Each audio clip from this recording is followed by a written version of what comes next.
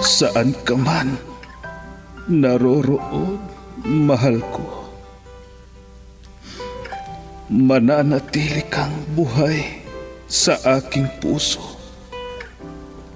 Ramdam kita sa bawat sandali. Dahil buhay na buhay ka sa himig ng pag-ibig. Himig ng pag-ibig. I need your love, you brighten up my day. Isang himig na maging gabay sa mga taong wagas na nagmamahalan. Duyan ng malabahagharing pag-ibig na hihili sa puso at pakiramdam. Himig ng pag-ibig. Isang dula na kung saan iikot ang iba't ibang kwento na inyong mapapakinggan mula Lunes hanggang Sabado. Sa pluma at direksyon ni Luvimin Aquino. Dito sa Lovelet Artist and Talent Center Drama Productions, handog sa inyo ng #1 and most trusted radio network in the country, Bumbo Radio Philippines. Basta Radio. Bumbo.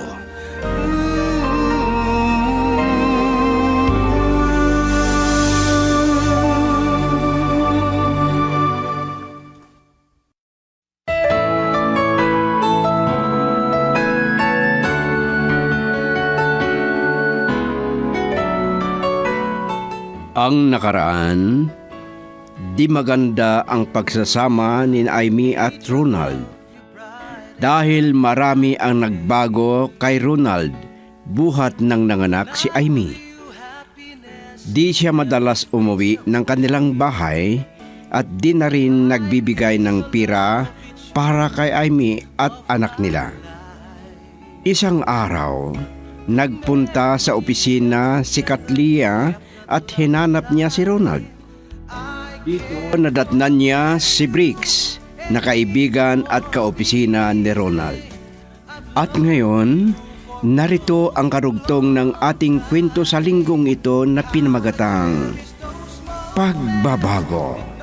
Dito sa ating dula, Himig ng Pag-ibig. In my heart.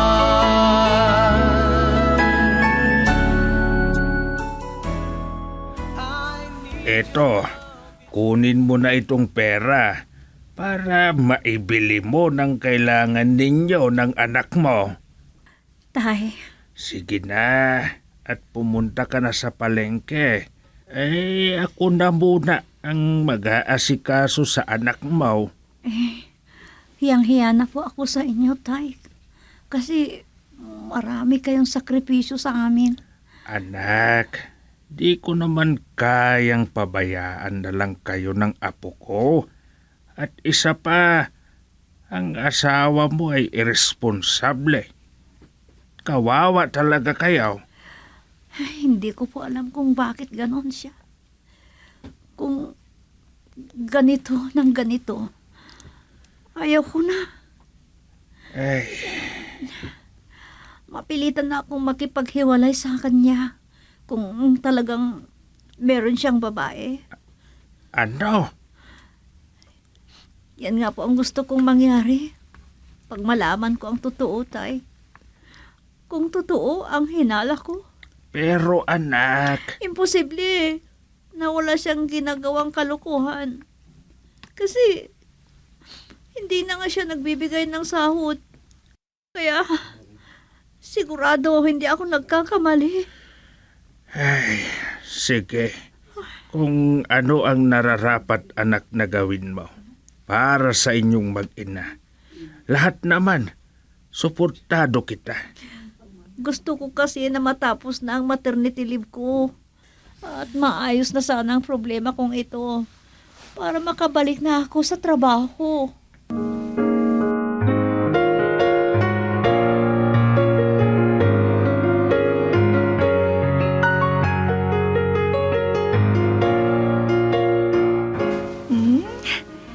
talagang di ka uuwi sa bahay niyo? Talaga. Dito ako matutulog sa bahay ninyo. Thank you, honey. Talagang mahal na mahal mo ako. Oo naman. Mahal na mahal kita. Kaya ayaw ko rin na mawalay ka sa akin.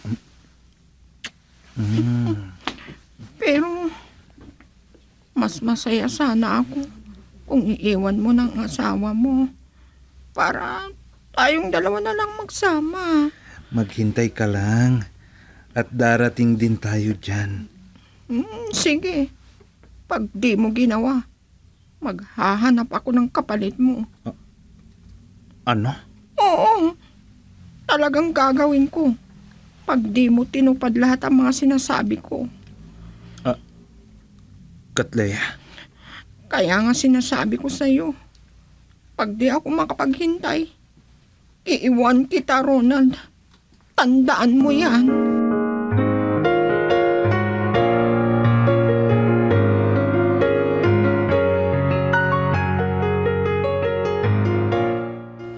O pare, bakit nag-imbita ka ng inuman?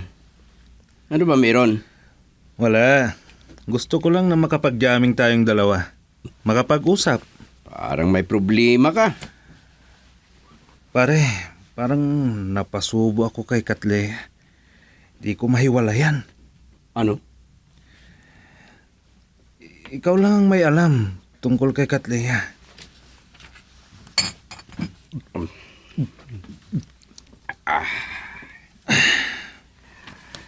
Ito lang ang nasasabi ko, pare. Buhay mo yan. May sarili kang pag-iisip. Kung ako sa'yo, mag-isip ka ng ilang beses bago ka magdesisyon para di ka magkamali at pagsisihan mo balang araw. Pare, Matanong ko sa'yo, ano bang problema mo kay Mari Aimee? Bakit gumawa ka ng ganito sa kanya? wala. Wala siyang ginawa na di maganda, pare. Yun lang, naakit ako at nagkagusto kay Katleya. Mag-isip kang mabuti, pare. Kawawa ang mag-ina mo. Pero di ko kayang hiwalayan si Katleya. Mahal ko siya, pare. Mamamatay ako pag nawala siya sa akin. Kalokohan. Mababaliw ako pag nawala siya. Ikakamatay ko, pare. Mahal na mahal ko siya. Ang tanong ko sa'yo, mahal ka ba niya? O pira lang ang minahal niya sa'yo? Pare, Girl, I need you. I need your love.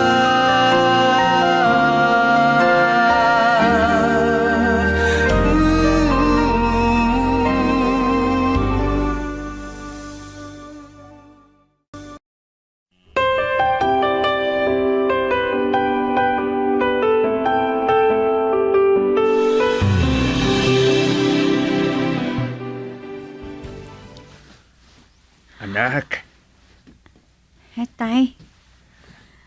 Kayo po muna ang mag-asikaso kay baby. Kasi po, may pupuntahan ako sandali.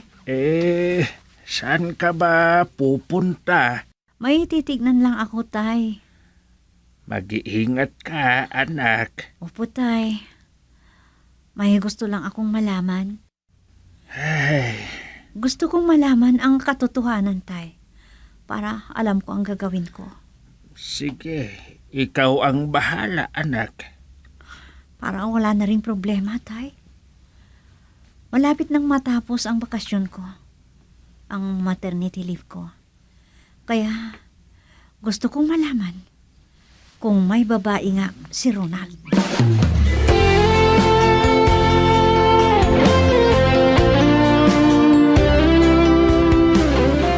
Ano, kumusta ang lakad mo, anak? Ano ang resulta ng lakad mo? Wala po, Tay. Ano? Hindi ko po nakita si Ronald. Ayaw ko rin magtanong sa mga katrabaho niya. Ako na lang ang gagawa ng paraan para malaman ko ang sikreto ni Ronald. Ano na naman ang susunod na gagawin mo? Babalik ulit ako doon. Mag-arkila na lang ako ng taxi. At kapag pauwi na si Ronald, sundan ko siya ng lihim. Pupunta ulit ako ngayong hapon. Pero, Tay, kahit gumastos pa ako, gusto ko lang malaman ng totoo. Para di naman ako magiging tanga na lang dito.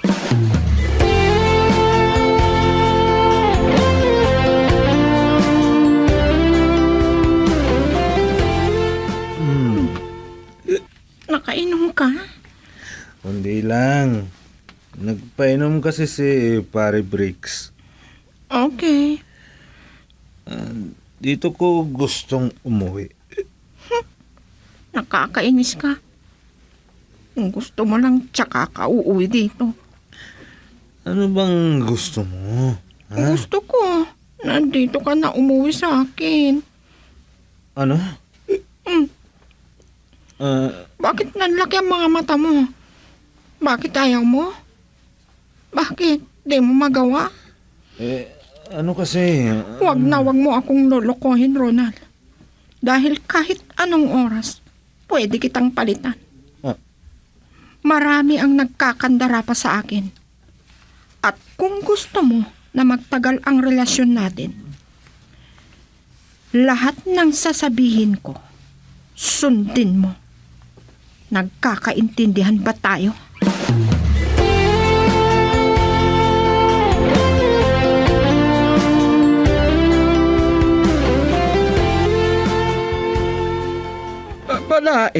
Wala dito si Amy. At ikaw ang nag-aasikaso ng apo natin. Oo, balae. Ay, nako balae. Dumadami ang problema ng anak natin.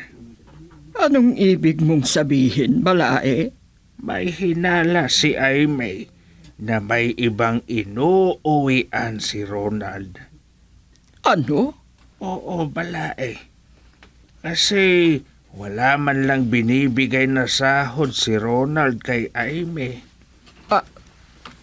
Ha? Oo, balae. Ni 5, wala man lang binibigay kay Aimee. Kahit para man lang sa anak nila. Kawawa ang apo natin. Ay, nakakahiyang ginagawa ng aking anak, balae. Di ko rin pwedeng pabayaan ang aking anak at apo. Hanggang may makakaya pa ako, ibibigay ko sa kanila. Di ko sila pababayaan. Sinabihan ko na siya sa mga maling ginagawa niya. Pero, nung sinabihan ko siya, hindi na siya pumupunta sa bahay. Ay, kaya nga balae. Nakakahiya talaga sa'yo, balae. At kay Amy. Sana makadaan siya sa bahay at makakatikim siya talaga ng salita na hindi niya gusto.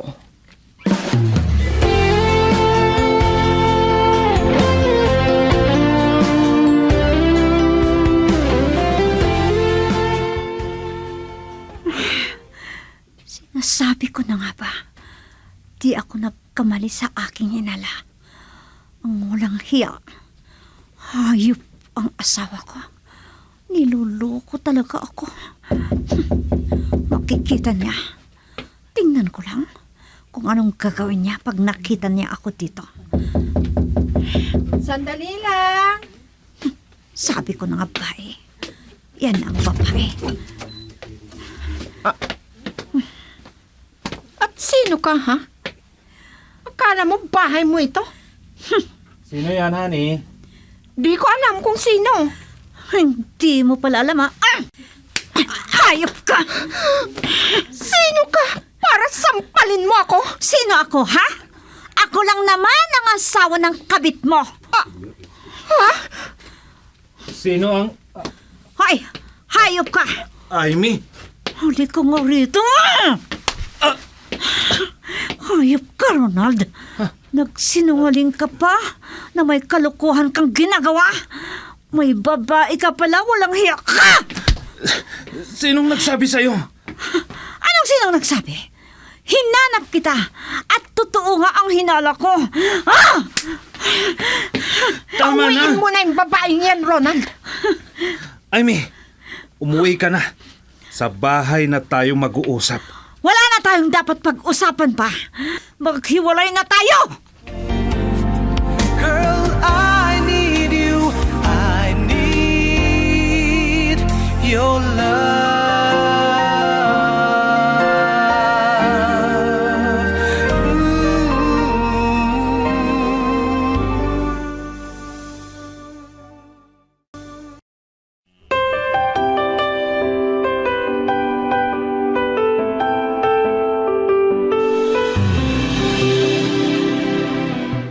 Walang hiyang asawa mo. Siya lang ang nakasampal sa akin. Honey, uuwi lang ako sandali. Kakausapin ko lang siya. Sige, subukan mong umalis dito sa bahay. Dahil hindi ka na makakabalik dito. Ano? Kung mas importante ang asawa mo, sige. At kung aalis ka ngayon, wala ka nang babalikan pa. Ano? Kung mahal mo pa ang asawa mo, doon ka na. Pero huwag ka nang babalik dito. Alam mo naman pag sinabi ko, wala nang bawian pa.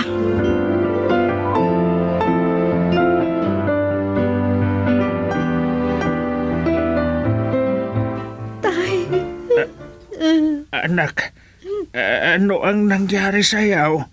Totoo. May kabit si Ronald. Ano? Hinanap ko ang bahay na tinitirhan nila. Sinundan ko kasi siya pag alis niya sa opisina nila. At yun, nalaman ko ang totoo.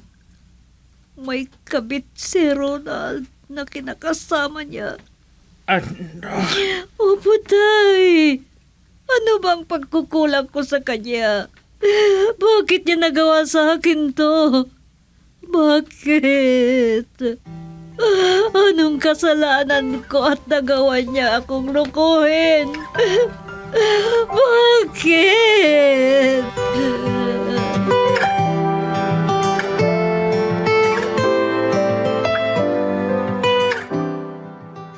Oh, bakit di mo sinundan ang asawa mo? Ayaw kong mawala ka sa buhay ko. Mahal na mahal kita. Talaga? Oo. Parang di ako makapaniwala. Gagawin ko ang lahat.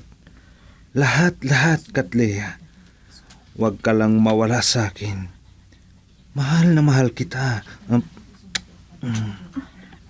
Okay, masaya na ako. Kasi mas pinili mo ako kesa sa asawa mo.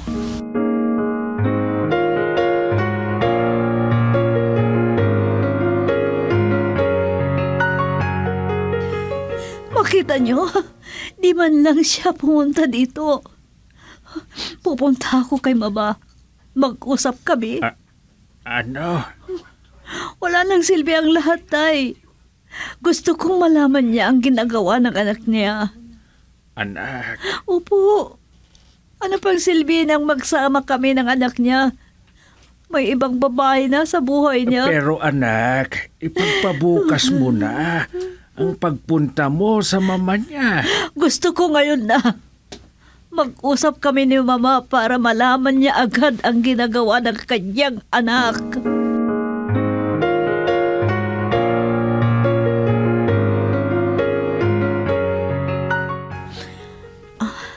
Mabuti naman po't nandito kayo, Mama. Gabi na, anak. Bakit ka nagpunta dito?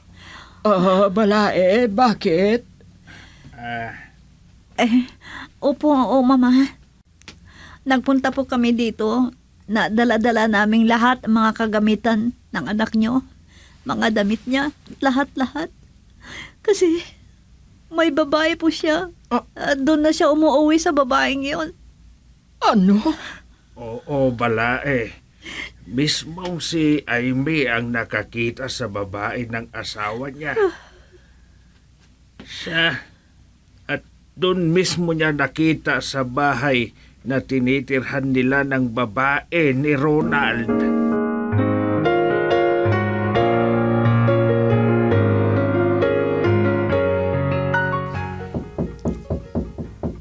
May tao. Maaga at ang bisita natin na dadalaw. Ay, teka. Baka si Ronald yan. Ay, tay. Ako na lang magbukas ng pinto. Sigurado, si Ronald yan. Palalayasin ko. Di ko siya papasukin dito sa pamamahay natin. Ay, sandali lang. Ang kapal naman ng mukha kung siya yan. May mukha pa siyang paparito sa pamamahay natin. Ay, ikaw pala, Anay. Magandang araw po, Tito. Ay, halika. Pumasok ka. Salamat, Tito.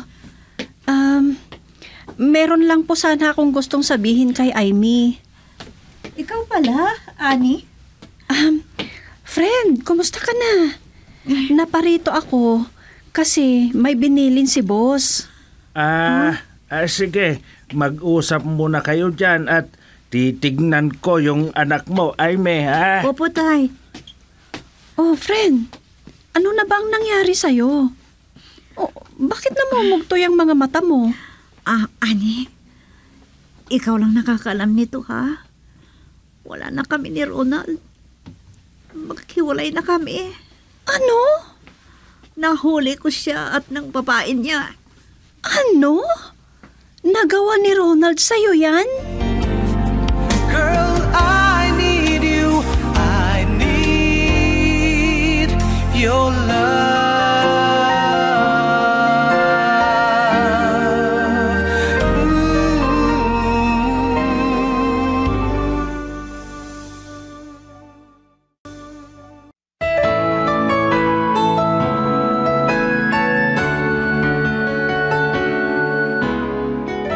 Mga giliw naming tagapakinig, sundan bukas ang karugtong ng kwento natin sa linggong ito na pinamagatang Pagbabago.